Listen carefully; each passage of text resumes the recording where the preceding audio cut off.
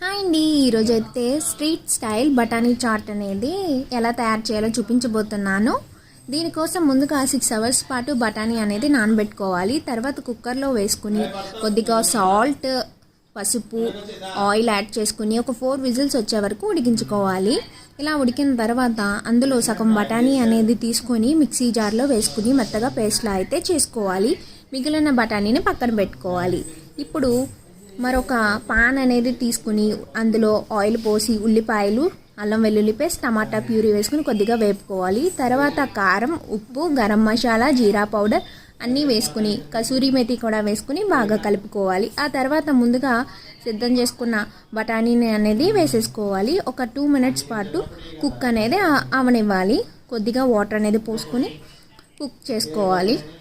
అంతే అండి. తర్వాత మనం ఒక సర్వింగ్ బౌల్లోకి ఈ చాట్ని అనేది తీసేసుకున్న